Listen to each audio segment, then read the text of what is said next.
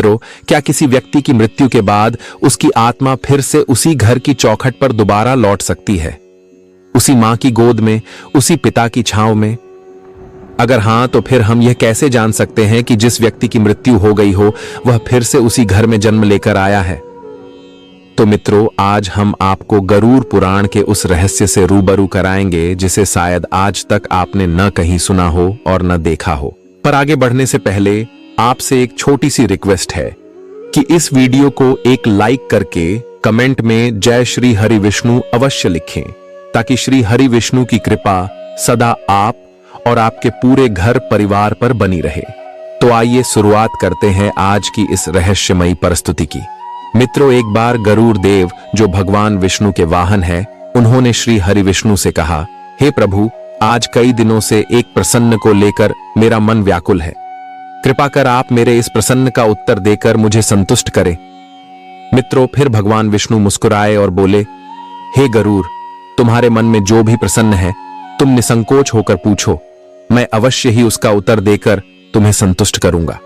फिर गरुड़ देव कहते हैं, हे प्रभु, मेरा यह प्रश्न है कि क्या किसी व्यक्ति की मृत्यु के बाद उसकी आत्मा फिर से उसी घर में दोबारा जन्म लेती है, और यदि हां, तो उसे कैसे पहचाना जा सकता है?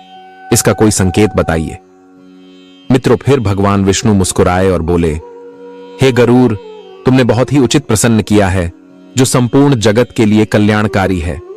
पर हे गरुड़, इसे विस्तार से समझने के लिए मैं तुम्हें एक कथा सुनाता हूं, जिसे सुनने के बाद तुम्हें तुम्हारे सारे प्रश्नों का उत्तर मिल जाएगा।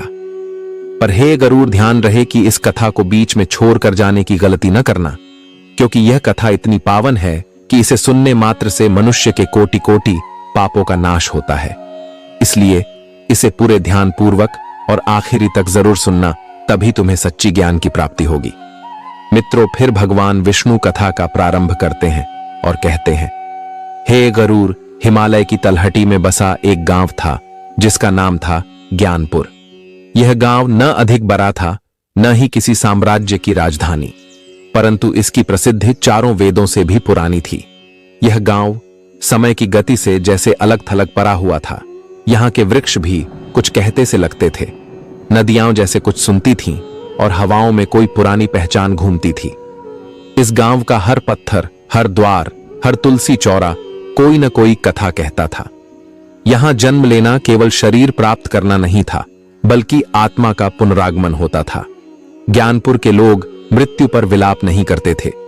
जब कोई प्राणी इस संसार को छोड़ता तो घर में दीप जलाए जाते, क्योंकि वे जानते थे वह कहीं और एक नए रूप में लौटेगा, शायद यहीं, शायद पास में ही। ये गांव आत्मा को पहचानने की कला में निपुण था। यहां शिशु के रोने से अधिक उसकी आंखों को पढ़ा जाता था। किसी की आदतें, किसी की हंसी, किसी की दृष्टि, यहां सब संकेत थे पुनर्जन्म के। गांव के मध्य में एक विशाल बटवृक्ष था, जिसकी छाया में स्मृति वेदी थी, जहां हर मास की पूर्णिमा को गांव वाले इकट्ठे होते और अपने पूर्वजों की कथाएं सुनते। लोगों को याद था कि किसने पिछले जन्म में क्या किया था। एक बालक को लोग उसके पिछले जन्म के नाम से बुलाते थे, रामू ब्रह्मदत्त। गांव के दक्षिण छोर पर एक पुराना तालाब था, जिसे लोग पुनर्जन्म कुंड कहते थे। मान्यता थी कि जो आत्मा वहीं से फिर जन्म लेती है, उसमें कुछ विशेष संकेत होते हैं। ज्ञानपुर के वृद्ध जनों का कहना था कि कोई भी आत्मा यूं ही नहीं लौटती। यदि उसने अपने कर्मों का ऋण चुकाया हो तो वह मुक्त हो जाती है, परंतु यदि कोई मोह, वचन, वासना या संकल्प अधूरा हो तो वह वापस लौटती है, उसी भूमि पर, उसी कुल में, उसी उद्देश्य के लिए। मित्रों, यह गांव किसी पुस्तक की कथा नहीं था, यह स्वयं पुनर्जन्म की जीवंत प्रयोगशाला था। और इसी ज्ञानपुर में एक दिन पहुंचे दूर दूर तक विख्यात, वेद वेदांगों में पारंगत एक रहस्यमयी ब्राह्मण महर्षि आत्रेय। उनके आगमन के साथ ही गांव की हवाओं में जैसे फिर एक प्रश्न घुल गया, क्या आत्मा सच में लौटती है? और यदि लौटे तो हम कैसे जाने? इसी ज्ञानपुर के पूर्वी छोर पर, जहां सरसों के खेत सूर्य की किरणों से मुस्कुराते थे और जहां नदियां अपनी लहरों से किनारों को चूमती थी, वहां एक छोटा सा घर था, मिट्टी से बना, तुलसी चौरे से सजा, और उसमें रहता था रामलाल, गांव का एक वृद्ध किसान। रामलाल का जीवन भी खेतों की तरह सरल और श्रमशील था। उन्होंने जीवन भर दूसरों के लिए बोया, पर एक ही सपना संजोया था, अपना पुत्र रमेश। मित्रों, रमेश रामलाल और उनकी पत्नी सीमा की एकमात्र संतान था। 14 वर्ष की उम्र में ही उसके व्यवहार में गहराई थी, आंखों में किसी ऋषि जैसी शांति। गांव के बुजुर्ग कहते, यह बालक पहले भी जन्मा होगा, कोई साधु होगा। इसकी आंखों में उम्र से ज्यादा देखना आता है। लेकिन नियति को कुछ और ही मंजूर था। एक दिन पास के जंगल में लगे आग की चपेट में आकर रमेश काल के गाल में समा गया और रमेश की अचानक मृत्यु हो गई। रामलाल का जीवन थम गया। हर रात वे बेटे की कपड़ा और लकड़ी की वो छोटी गाड़ी देखते जिसे रमेश अपने हाथों से बनाता था और बोलता, हे पुत्र, तू गया नहीं, तू यहीं है। कभी वो गंगा जल छिड़कते, कभी तुलसी के नीचे दीप जलाते। और फिर एक रात स्वप्न में उन्हें रमेश दिखाई दिया, वही चेहरा, पर आंखों में एक रहस्य। और फिर वो बोला, पिताजी, मैं लौटूंगा। जहां प्रेम अधूरा हो वहां आत्मा ठहरती नहीं, लौटती है। मित्रों, गांव के लोग कहने लगे, रामलाल पगला गया है। पुत्र के वियोग ने उसका मन तोड़ दिया है। पर रामलाल जानते थे उनका पुत्र लौटेगा, वही गांव में, शायद किसी और घर में, किसी और नाम से। पर कैसे पहचाने उसे, कैसे जाने कि वही है? फिर रामलाल ने निश्चय किया कि मैं तब तक शांत नहीं बैठूंगा जब तक कि मुझे इस प्रश्न का उत्तर न मिल जाए। क्या आत्मा वास्तव में लौटती है? क्या मेरा पुत्र फिर मेरे जीवन का हिस्सा बन सकता है? मित्रों, रामलाल इसी जिज्ञासा को लेकर बड़े गांव के मुख्य चबूतरे की ओर जहां पहुंचे थे, एक महापुरुष महर्षि आत्रेय। रामलाल कांपते हाथों से महर्षि के चरणों में झुकते हैं। उनकी आंखें लाल हैं, आंसू से, प्रतीक्षा से और उस अदृश्य धागे से जो एक पिता को मृत पुत्र की आत्मा से जोड़े हुए था। और फिर वो पूछते हैं, हे ऋषिवर, क्या मेरा पुत्र मुझे फिर से इसी परिवार में जन्म लेकर मिलेगा? मैं कैसे जानूं कि वह अगला जन्म कहां लेगा? रामलाल का प्रश्न हवा में जैसे स्थिर हो गया था। एक ऐसा प्रश्न जिसे केवल हृदय से पूछा जा सकता था और केवल ध्यान की गहराई से ही उत्तर दिया जा सकता था। महर्षि आत्रेय कुछ क्षण शांत रहे। उनकी आंखें बंद थीं, जैसे वे भीतर किसी दिव्य स्रोत से संवाद कर रहे हों। फिर उन्होंने गहरी श्वास ली और बोले, हे रामलाल, यह प्रश्न केवल तुम्हारा नहीं है। यह प्रश्न हर उस आत्मा का है जो मृत्यु के पार जाना चाहती है और यह जानना चाहती है कि क्या प्रेम जन्म के बंधनों से परे टिकता है या नहीं। मैं जो कह रहा हूं वह केवल मेरी वाणी नहीं, बल्कि स्वयं भगवान श्री विष्णु द्वारा गरुड़ को दिया गया ज्ञान है, जिसे संसार में गरुड़ पुराण के नाम से जाना जाता है।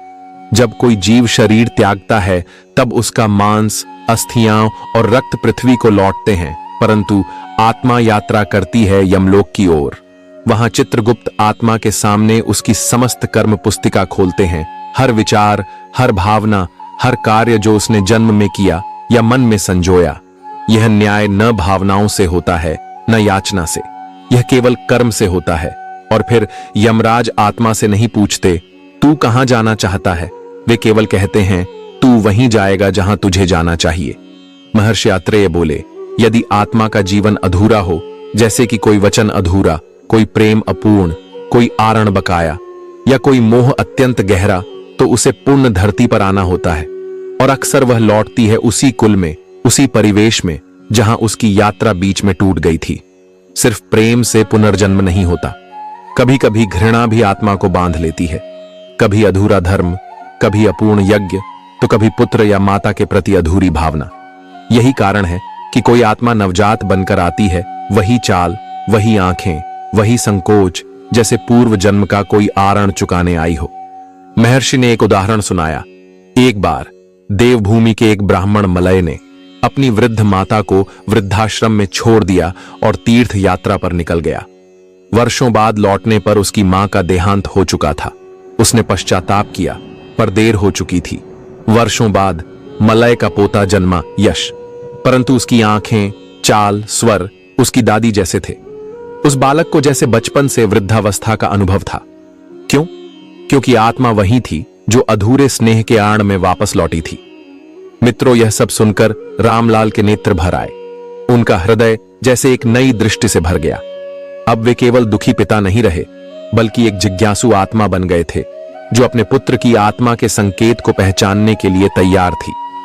सुदामा गूढ़ ध्यान से ऋषि की बातें सुन रहे थे।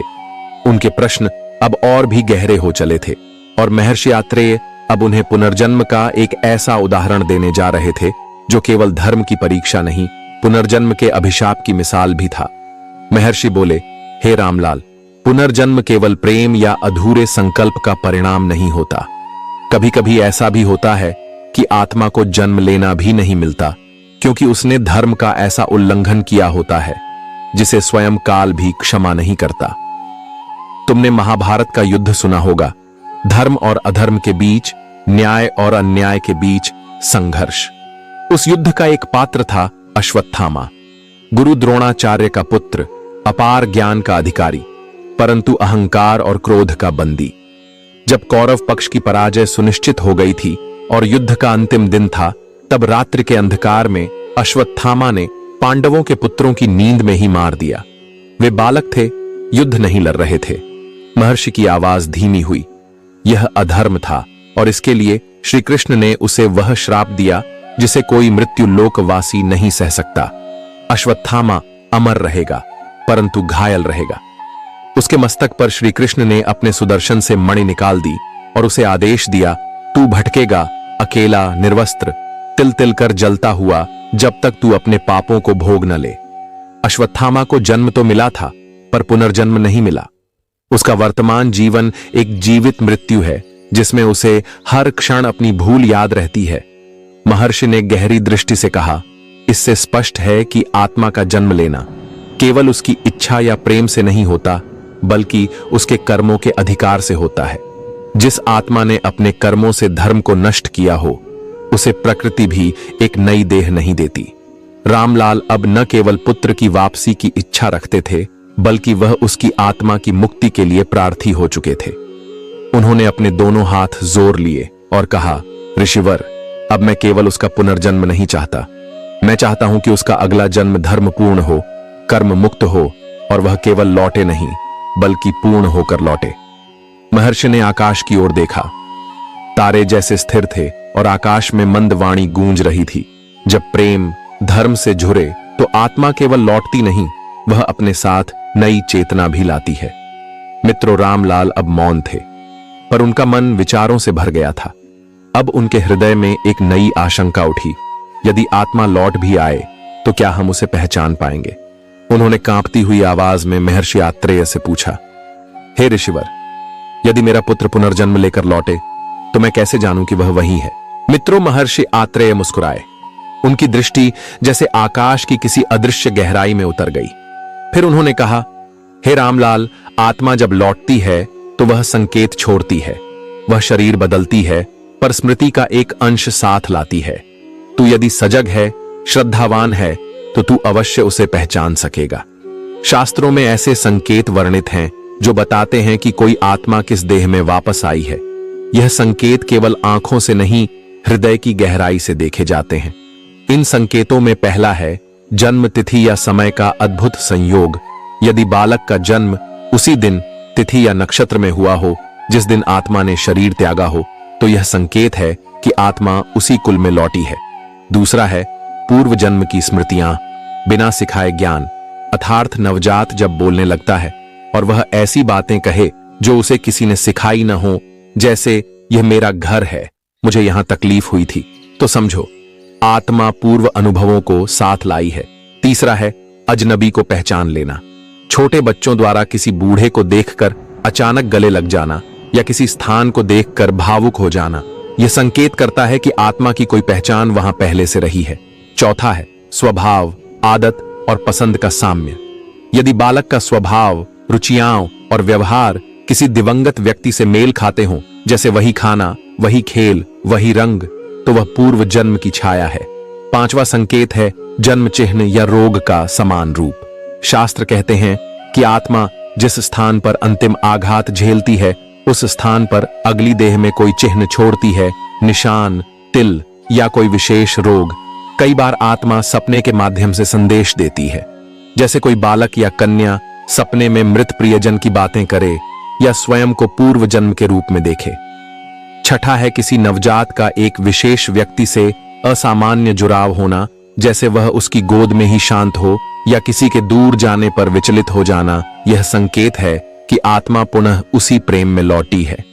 हे रामलाल, ये संकेत तभी दिखते हैं जब मन शांत हो। जो केवल आंखों से देखता है वह भ्रमित होता है, पर जो हृदय से अनुभव करता है वही आत्मा को पहचानता है। प्रेम केवल इस जन्म का नहीं, वह जन्मों के आर पार बहता है। यदि तू सच में अपने पुत्र से प्रेम करता है तो उसकी आत्मा तुझसे छिप नहीं सकती। मित्रों, रामलाल की आंखों में अब अंधकार नहीं था, केवल प्रतीक्षा थी। अब रामलाल केवल अश्रुपूरित पिता नहीं रहे, अब वे एक दृष्टा थे। वे अपने आसपास होने वाले हर जन्म को, हर बालक की मुस्कान को और हर तिथि को ध्यान से देखने लगे, क्योंकि उन्हें विश्वास था पुनर्जन्म कोई कल्पना नहीं बल्कि एक संकेत है जो समय से पहले बोल उठता है। रात का समय था। ज्ञानपुर में आकाश एकदम शांत था, जैसे ब्रह्मांड स्वयं किसी उत्तर को सुनने की प्रतीक्षा में हो। रामलाल अपने आंगन में खाट पर लेटे हुए तारों को निहार रहे थे, परंतु उस रात एक अलग सी हवा बह रही थी, शांत परंतु भीतर तक बोलती हुई। और तभी रामलाल को एक स्वप्न आया। स्वप्न में एक बालक उनके सामने खड़ा था। वही चेहरे की मासूमियत, वही मुस्कान, पर उसकी आंखों में वह गहराई थी जो केवल आत्मा को पहचानती है। पिताजी, आपने मुझे पहचाना? मैं रमेश हूं। मैंने वादा किया था ना कि मैं लौटूंगा। रामलाल की आंखें भर आईं, पर स्वप्न में भी वह स्थिर रहे। बालक आगे बोला, मैं उसी कुल में लौटा हूं, पर अब मेरी देह अलग है। अब मुझे मेरी नई मां की गोद में जीवन मिला है, पर मेरी आत्मा वही है जो आपके स्पर्श को आज भी पहचानती है। पिताजी, आत्मा लौट सकती है, पर क्या वह फिर से आपके पास रहेगी या नहीं, यह केवल आपके और मेरे कर्मों पर निर्भर करता है। अगर हमने पिछले जन्म में अधूरे ऋण छोड़े हैं तो वही हमें जोड़ेंगे, वरना आत्मा अलग हो जाएगी, नई राह, नया धर्म, नया जीवन लेकर। फिर अगले दिन सुदामा ने महर्षि आत्रेय को स्वप्न के बारे में बताया। महर्षि मुस्कुराए और बोले, हे रामलाल, अब तू जान गया है आत्मा को पहचानने की कला। स्वप्न मात्र दर्शन नहीं था, वह आत्मा का संदेश था। याद रखो, पुनर्जन्म प्रेम से बंधा होता है, पर पुनर्मिलन केवल धर्म और सेवा से होता है। आत्मा लौटती है, पर उसमें स्थायित्व लाने का कार्य तुम्हारे कर्म ही करते हैं। तो मित्रों, इस वीडियो में फिलहाल इतना ही। यदि आपको यह जानकारी अच्छी लगी हो तो कृपया इस वीडियो को एक लाइक करके इसे अपने मित्रों बंधुओं के साथ शेयर अवश्य करें। साथ ही ऐसी ही ज्ञानवर्धक जानकारी के लिए हमारे इस चैनल को सब्सक्राइब अवश्य कर लें। और हाँ मित्रों, इस विषय पर आपकी क्या राय है हमें कमेंट में जरूर लिखें। वीडियो को आखिरी तक देखने के लिए आपका धन्यवाद।